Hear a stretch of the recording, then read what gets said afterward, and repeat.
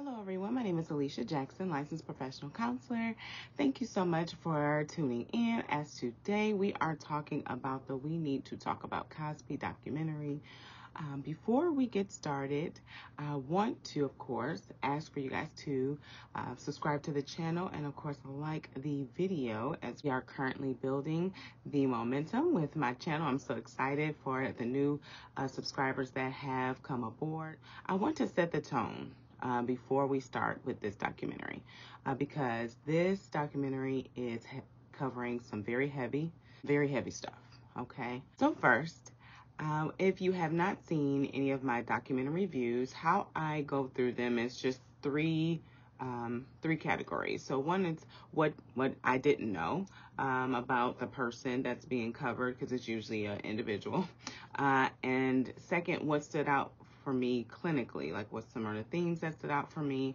And then third, what are some lessons that we can learn from their life or the situation that was being covered.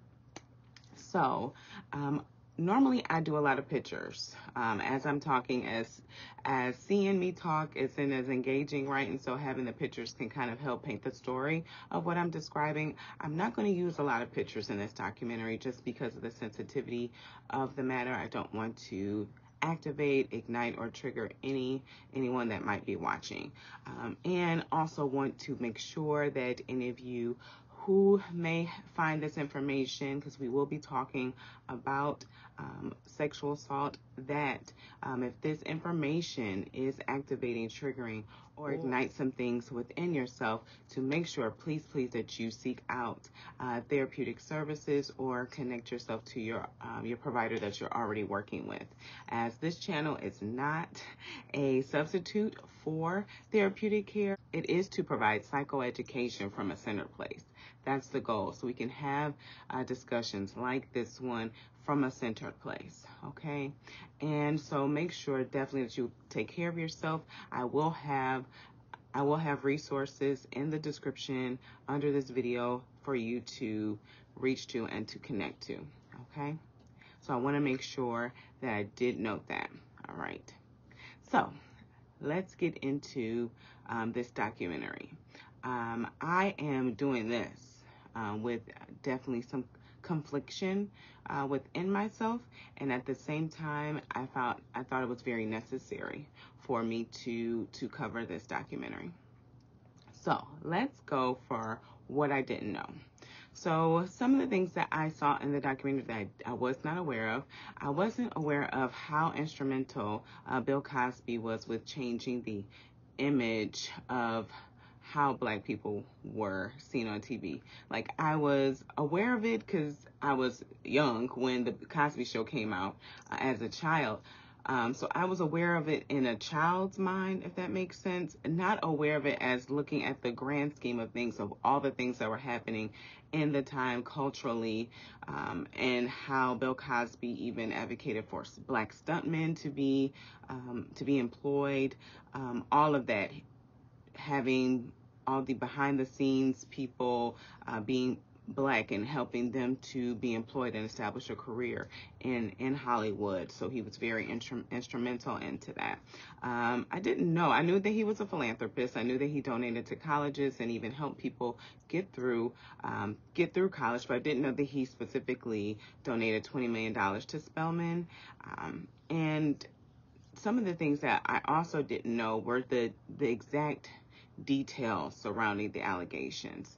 I think it was probably around what was happening in my life during the time.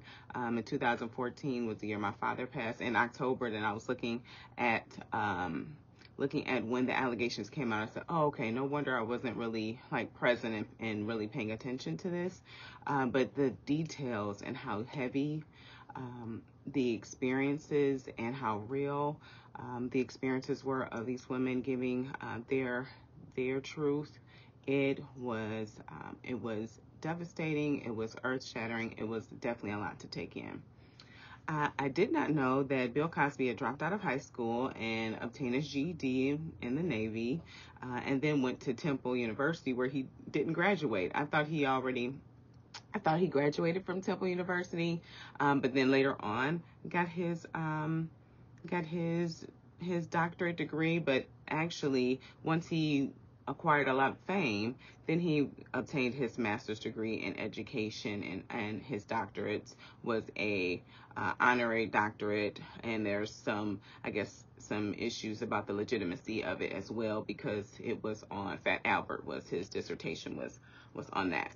I did not know about the people behind the scenes that were working to really enable his behavior. I don't know how they reconciled that within themselves, if they felt that he was just being unfaithful to his wife, or if they knew of that these women were being taken advantage of.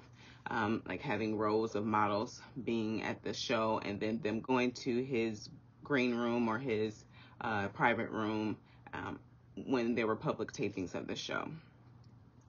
Another thing I didn't know was the backlash of the Ebony cover. The Ebony cover is very jarring, right? It's very jarring. And they made a statement. The editor said she really wanted to make a statement because of how Ebony's history and what they've covered, and they've normally been about Black excellence. And at the same time, they said that they had to attend to what was happening and making sure that they made a message about also what's happening in our families. That was a very courageous thing to do. I would have to say that I didn't know who Bill Cosby really was. I knew who Heathcliff Huxtable was, but I didn't know. And I still don't know. I know people's experiences of him, and I'm taking those in, right? And at the same time, I'm realizing through this documentary that I didn't know. So what stood out for me clinically through this documentary? Oftentimes what I saw with the survivors who shared their stories and their experiences of Bill Cosby is that they blamed themselves. And that is pretty typical of a victim. And I'm saying typical as a way of, that's something that it happens instinctually for people who do experience trauma. And I'll tell you for a number of ways. One, it is a way that we try to manage control. So if I blame myself for something bad happening to me, then I can put myself in a space to make sure it doesn't happen again. Now, if I say that it's not my fault, then it makes me feel even more anxious and hypervigilant, because now it is out of my control. And so part of that is taking on the control to make sure it doesn't happen, which is reinforced by what we would call rape culture. So a lot of what we hear when we're talking to, usually, and I'm going to use this in the aspect of daughters, sisters, mothers, right? Because these women, the people who had these allegations were women. And so we're telling them what to do. Make sure if you go to a party, make sure you carry your drink wherever you go. Make sure you be careful of what you're wearing. Make sure you go in pairs or in doubles. Don't walk at night by yourself. Make sure you carry your key in a certain way. There's all these messages that we send to young women to protect themselves from being raped, instead of having the conversation with men about what consent is. And so that also reinforces this, it's my fault, because you heard the women say, I drank too much. I was the one who should have known better. I embarrassed myself in front of Bill Cosby. And so they are taking on this responsibility so that they can keep themselves safe, because we have also placed this responsibility on them to keep themselves safe. So what else kind of stood out for me clinically as well, it was powerful to see how the survivors used and fueled their pain to find purpose. They started to do some legal work to fight for the statute of limitations to be removed. And I think that's so important, especially because of how protective the brain is when experiencing a traumatic experience. Our brain works actively to protect us from experiencing pain and reliving it. And so sometimes how it does that is by telling us what we experienced wasn't what we experienced. And as you saw, a lot of the survivors even had to come to the realization for themselves what happened. And then fighting through really the uncertainty of what would happen if they told their story due to the public scrutiny that could potentially happen and did happen. And so they used that pain to really fuel them to fight for future survivors to be able to tell their stories and get the justice that they need. What also stood out to me clinically as well was the internal conflict that you could tell, and even people were still having during talking about their accounts and their experiences of who Bill Cosby was, and also accepting the allegations and their path to accepting the allegations that were being brought out against him. And there's so many different complicated historical, cultural references and factors that are in play of this. It's a part of African American culture. It's a huge gamut of protection and the history of Black men being attacked just because they are Black men.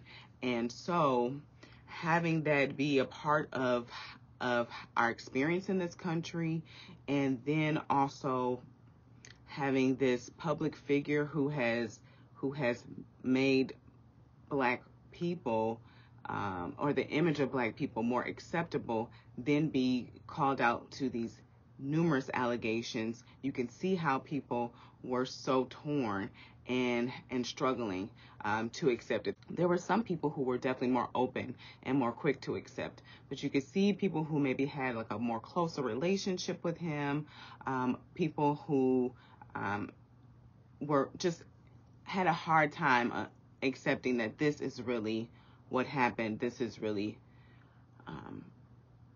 real for them. And I think what happens, and we can talk about that actually as we go into what are some lessons that we can learn. I'll start with this. We don't know what we don't know. I think that is definitely one of the lessons that we can learn. I think that assumptions were made, and I think we do make assumptions sometimes when we're watching characters and we see them play a role, especially a role that's like on a sitcom. We're watching it every single week. They're a part of our home. They're a part of our family. We invite them in, and we make assumptions that who they're playing is actually a part of who they really are. And we had to realize and accept that we don't know.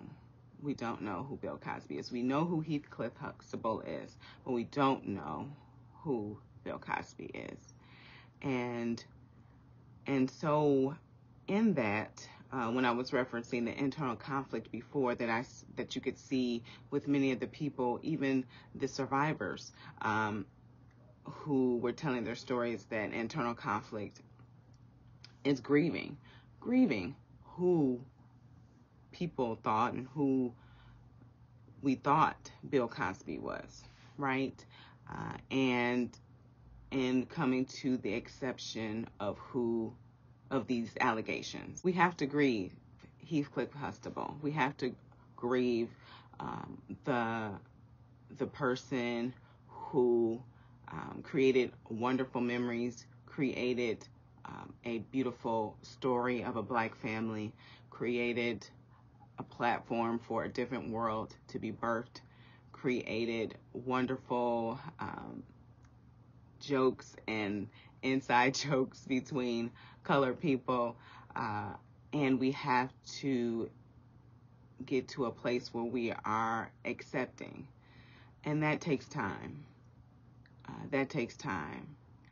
I am avid of, you can't tell somebody what to do, right? I believe that. I'm a firm believer in that. People are going to do what they are going to do. I think that what we can do is allow people to work through their own grief. So some people in grief, right, we know that there's denial. Denial is a part of grief. Anger is a part of grief. Shock is a part of grief. Sadness is a part of grief. And even depression is a part of grief. Despair is a part of grief. Anxiety is a part of grief. And acceptance is a part of grief. And not everybody is at the place of acceptance yet.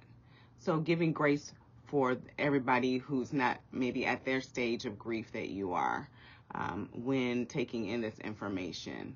And I know with a subject as heavy and as activating as this, it can bring about a lot of heavy reactions. And so I'm saying that with grace for both, for both people who are having a hard time accepting, and also for people who are at a place who have accepted, or people who are angry, people who are in denial and are struggling to believe it. I understand it. I have grace for it all. Another lesson that I feel like we can learn from this documentary is the pedestal. The pedestal that we put, not just famous people, because that's what I have in my notes, the famous people, but we put a lot of people on pedestals. Not just famous people, but we definitely do put them on a higher pedestal because of the achievement that they have reached. I think we make a lot of assumptions about their moral character or what they represent, and they are just humans like all of us who are still dealing with our stuff, and we have to remember that and be mindful of that, and that we all are running an individual race, and that we all have to battle and struggle with our own imperfections. We do. So definitely removing that pedestal, knowing that that pedestal is just a figment of our imagination, and it's really a reflection of how we see ourselves. I feel like the last thing that we really need to learn truly from this documentary is we have work to do. We have a lot of work to do. As a society, as a culture, our justice system, we have a lot to do in the area of sexual assault. We have a lot of work to do, as we need to have more candid conversations about sexual boundaries, about consent, about teaching what sexual boundaries are. Sex is such a taboo topic in our culture, and we need to have more candid conversations about sexual boundaries and invoking voice, evoking respecting voice, and how to respect other people's boundaries, specifically sexual boundaries. We need to have more conversations. We need to do better. And hopefully we can continue to have more conversations like this so that we can continue to grow. Sexual assault is probably the biggest family secret that a lot of people have to carry by themselves. And I wonder if we actually had more conversations about it, and I wonder how much would be prevented. That's all I have to say. I don't want to get on. I just wonder how much it would be prevented. That's all. So the documentary ended with asking, who is Bill Cosby? And the editor of Ebony, she was actually the former editor of Ebony, she gave a very clear, concise answer to it, and I thought it was so accurate. She said he is the example of the complexity of humanity. And I agree. He is the example of the complexity of humanity. And I think the more that we grow to accept our complexity, the more that we will grow to accept ourselves and each other. Thank you guys so much for watching. Again, if this review has been activating or triggering for you, I do have below in the description some resources to assist.